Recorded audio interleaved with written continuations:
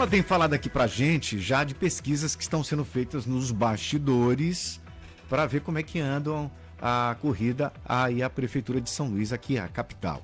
E, pela informação que a gente tem também de bastidores, é que uma dessas pesquisas qualitativas já saiu aí no fim de semana e deu o que falar, né? Boa tarde, Carla. O que você tem de resultado dessa pesquisa? Teve acesso? Boa tarde, Carla. Boa tarde, Gleidson. Boa tarde, Cabalau. Boa tarde, ouvinte do Jornal da Mira. Pois é, essa reunião aconteceu na sexta-feira à noite na casa do secretário de Articulação Política, Rubens Pereira. Lá, o marqueteiro foi chamado já com uma pesquisa qualitativa que foi encomendada pelo grupo do governador Carlos Brandão. Essa pesquisa, eu já tinha comentado sobre ela, porque ela viria para traçar as estratégias que o grupo governista deve ter nas eleições de 2024 aqui na capital. Então vamos lá por partes. Primeiro, eu vou explicar para vocês o que é a pesquisa qualitativa, que é diferente da quantitativa. A gente está acostumado à pesquisa quantitativa, aquela que candidato X tem tantos por cento, candidato Y tem tantos por cento. Essa é a quantitativa, né?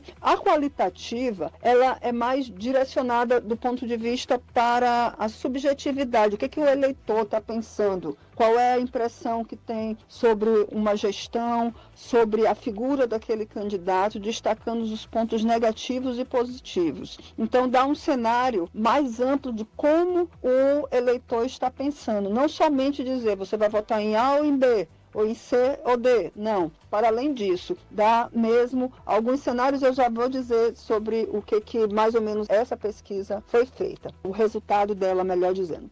Então, vamos lá. Então, o Palácio dos Leões já tem a pesquisa que estava sendo aguardada. O ponto principal era saber se o grupo governista deve ter mais de um candidato. Já tem um, que é o Duarte Júnior, deputado federal do PSB. Ele já é um candidato com apoio do Carlos Brandão, que já declarou apoio a ele, e tantos outros atores políticos do grupo palaciano, né? Então, já tendo essa pesquisa, no dia 25 está prevista a reunião do Brandão com os presidentes de partidos da sua base aliada, para apresentar os dados e também para dizer que o grupo governista vai ter somente um candidato. Tá ok? Mas não é porque vai ter só um candidato que a disputa vai ficar Braide, né, o prefeito Eduardo Braide, do PSD, contra o Duarte Júnior, do PSB. Não. Outros candidatos terão. E talvez seja por isso que não há necessidade de mais um candidato governista, porque tem, por exemplo, o Elton do Curso, deputado agora do Partido Novo, que se filiou no fim da semana, na sexta-feira, no Partido Novo, e tem a garantia da legenda que ele vai ser candidato a prefeito. Tem o Fábio Câmara, do PDT, também, que o partido garante que ele também será candidato a prefeito. E olha, existe um movimento aí do Solidariedade para a filiação do Edivaldo Holanda Júnior, ex-prefeito de São Luís, que seria uma opção também para ser candidato a prefeito. Ele já tinha se manifestado nesse sentido, querendo ir para o PV ali na federação, mas viu que não teria espaço para uma possível candidatura. Então, diante disso, vão ter mais candidatos sim, mas não do grupo governista, tá bom? Sobre os dados da pesquisa. A pesquisa, ela aponta quais são, por exemplo, as áreas mais frágeis na gestão do Braide, qual é a percepção do eleitor que foi entrevistado em relação ao Duarte Júnior, ao Braide, a outros candidatos também. Então, tem todos esses dados, pelo que eu apurei, a questão do transporte público, a questão da saúde, da educação, pontos frágeis na gestão municipal, já a questão da infraestrutura é visto como um ponto positivo da gestão do Eduardo Braide. Então, são vários dados que podem ajudar a compor a estratégia palaciana relacionada às eleições de 2024. Aí só fica uma dúvida nesse grupo governista a partir de agora. Se a União Brasil vai realmente lançar um candidato ou não. Porque existe uma pressão interna de parte do partido que quer que o Neto Evangelista seja candidato a prefeito, porque isso favorece a chapa de vereadores. Então, de candidatos a vereador, melhor dizendo. Então, eles estão querendo isso. É um movimento que deve ser definido até a próxima semana, se vai ter candidatura ou não. O Neto meio que parece ter jogado a toalha não anda agindo muito como pré-candidato, nem fala mais tanto assim a respeito. União Brasil lançando, fica a dúvida. E aí, ele vai ser candidato palaciano também? Porque ele é líder do governo agora, do Carlos Brandão. Como é que eles iriam aí equilibrar essa balança? Como é que eles fariam essa equação para chegar no fim? Um aliado que não vai receber apoio do governador, mas não vai ser um candidato palaciano, não vai ter nenhum apoio, vai ficar estranho. Mas vamos aguardar e ver qual vai ser a decisão do União Brasil, tá bom? Tá certo, cara. Tem outro assunto aqui, mas antes, só para a gente esclarecer aí para o ouvinte que está na sintonia, é que geralmente a gente está habituado, está acostumado com as pesquisas quantitativas, né? Em que o recenseador, o pesquisador vai à rua e tenta ouvir a maior quantidade possível de pessoas. Nessa pesquisa aí que ela está comentando, a qualitativa, geralmente é reunido um grupo bem distinto, jovens, idosos, quem vai votar pela primeira vez, quem ainda não votou, etc, etc, etc.